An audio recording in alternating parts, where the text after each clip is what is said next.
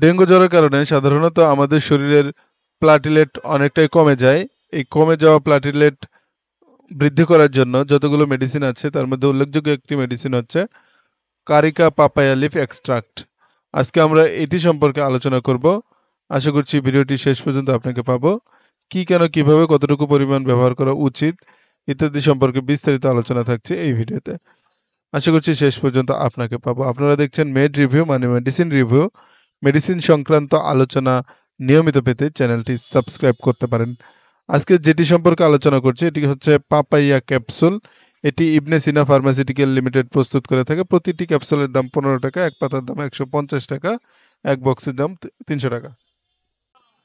সবার আগে বলবো পাপাইয়া ক্যাপসুল ডাক্তারগণ কি কারণে প্রেসক্রাইব করে থাকেন সেটি সম্পর্কে।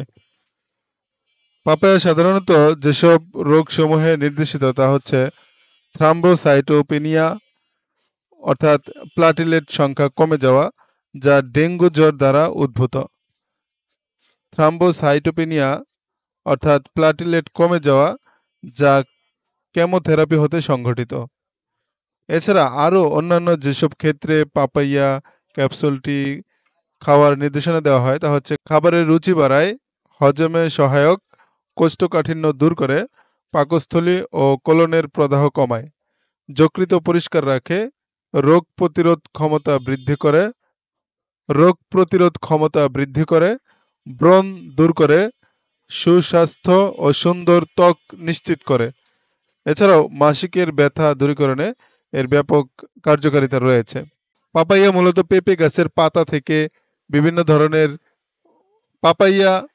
পেঁপে গাছের পাতা দিয়ে তৈরি এক বিশেষ ধরনের ক্যাপসুল, যা বাণিজ্যিকভাবে বিশ্বব্যাপী গুরুত্বপূর্ণ একটি ফল জাতীয় ফসল।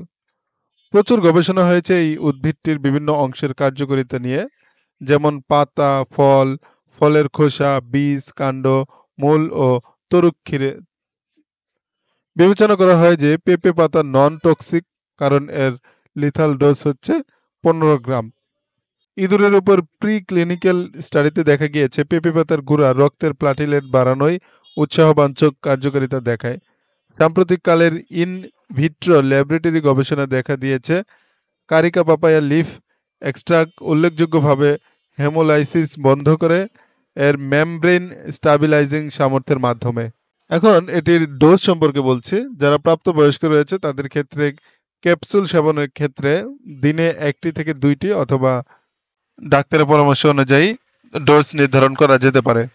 যাদের এই ক্যাপসুলে অতি সংবেদনশীলতা রয়েছে তারা এটি পরিহার করতে পারেন। আর যাদের প্রোস্টেট জটিলতা রয়েছে, বিশেষ করে পুরুষদের ক্ষেত্রে, তারা প্রোস্টেট ক্যান্সার অথবা কারিকা পাপায়া লিফ এক্সট্রাক্ট প্রতিনির্দেশিত।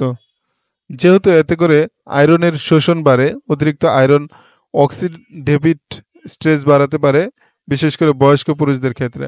আয়রনের ওভারলোড প্রোস্টেট ক্যান্সার হওয়ার ঝুঁকি বাড়াতে পারে। গর্ভাবস্থায় এবং স্তন্যদানকালে কারিয়া পাপাইয়া লিফ এক্সট্রাক্ট ব্যবহারের অনুমতি নেই।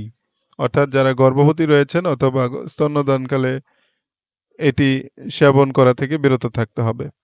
এই ছিল মোটামুটিভাবে আমাদের আজকে ভিডিও, যে পাপাইয়া ক্যাপসুল কি, কেন, কিভাবে, কতটুকু পরিমাণ সেবন করবেন। আশা করছি আমাদের আজকে আলোচনা আপনাদের কাছে ভালো লাগবে। ভালো লাগলে অবশ্যই লাইক, কমেন্ট, শেয়ার এবং সাবস্ক্রাইব করতে একদমই ভুলবেন না। দেখা হবে আবারও নতুন কোনো ভিডিওতে। আল্লাহ হাফিজ।